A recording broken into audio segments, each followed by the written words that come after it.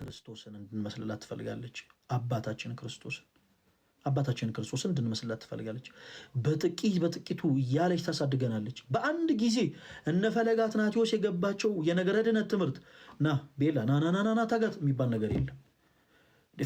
እነ ፈለገ አትናቴዎስ የገባቸው የቤተክርስቲያን ነይ ሄሉ ነይ በቃ በደንብ መጋት የሚባል ነገር የለም። ምክንያቱም ትልልቅ ሰው እንደሚጎርሰው ህፃናት የሚጎርሱ ከሆነ ለህይወት አይሆናቸውም እና ከናሉበት ማንነት ክርስቶስ ይፈልጋቸዋል። እንድትረሱ ማልፈልገው ነገር ያሉበት መንገድ ትክክል ነው ወይ? አይደለም። የእነሱ ብቻ ሳይሆን የእኛም መንገድ ትክክል አይደለም።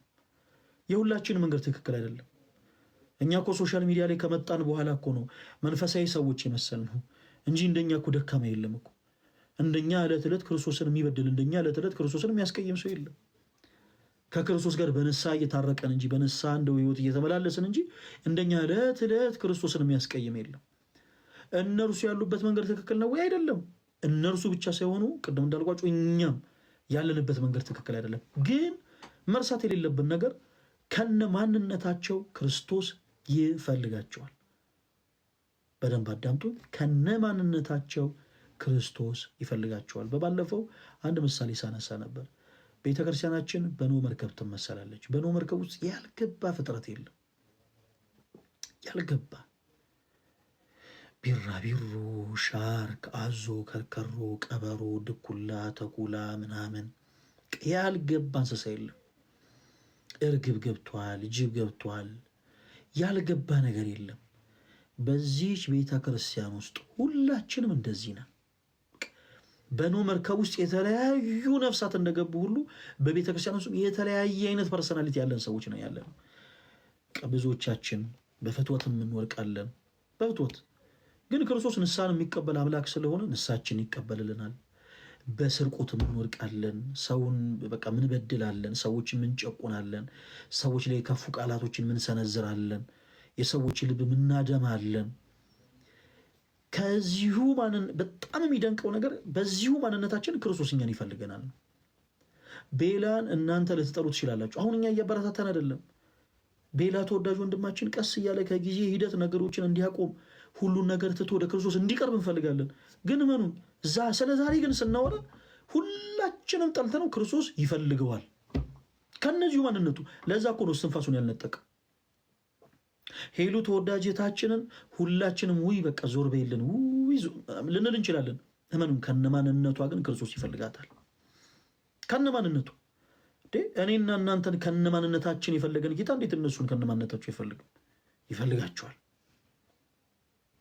እነ ጃንዬን፣ እነ ፊዮናን፣ እነ ቤታዮ፣ እነ ኪዱን፣ እነ ሄኒ የመርኬን ሌሎችንም እህት ወንድሞቻችን በአጠቃላይ ክርስቶስ ከነ ማንነታቸው ይፈልጋቸዋል።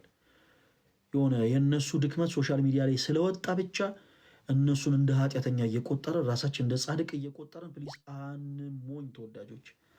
የእኛን ኃጢአት፣ የእኛን ነውር፣ የእኛን በደል ከልሎ ሸፍኖልን ያለው ማን ነው? ክርስቶስ ከልሎልን ስንል የከለለው ከሰው እንጂ ከእርሱ አይደለም። ከእርሱ የሚደበቅ ነገር የለም። ግን እንደው ከሰው ሁሉ ኑራችንን ደብቆ ከልሎ ያኖረን ጌታ ነው። ስሙ የተመሰገነ ይሁን። ስለዚህ እኛም ደግሞ የሰው ኃጢአቶችን ደባቂዎችን ነን፣ የፍቅር አራሚዎችን ነን፣ በፍቅር ሰዎችን የምንገስጽ ነው ተወዳጆች። እና ዛሬ እንደ እግዚአብሔር መልካም ፈቃድ ይህን ለማለት ነው የፈለግኩት። ይህን ለማለትም ጭምር ነው የገባሁት።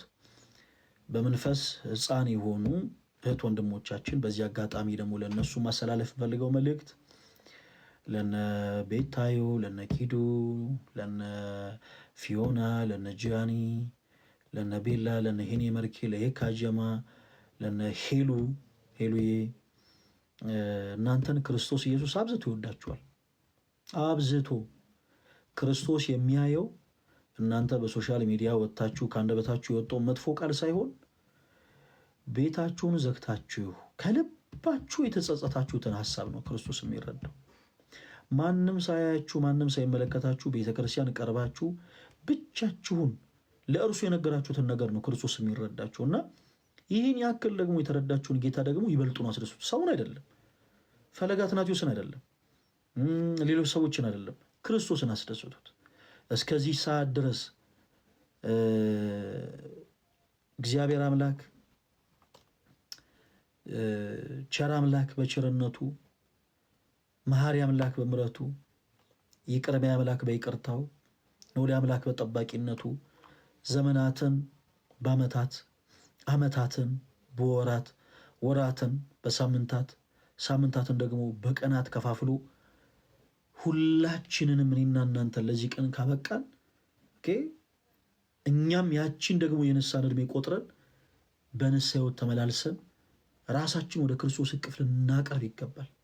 ወደ ክርስቶስ እቅፍ መርሳት የሌለብን ነገር ሁላችንም ደግሜ ስማችሁ ቤላዬ እነ ሄኒ የመርኬ እነ ፊዮና እነ ጃኒ እነ ቤታዮ እነ ኪዱ እነ ሄሉ ክርስቶስ በቀራንዮ መስቀል ተሰቅሎ ለእኔና ለእናንተ ሲል ስጋውን ቆርሶ ደሙን አፍስሶ ለዘላለም አስታርቆናል ከራሱ ጋር ከባሕርይ ሕይወቱ ከአብ ከባሕርይ ሕይወቱ ከመንፈስ ቅዱስ ጋር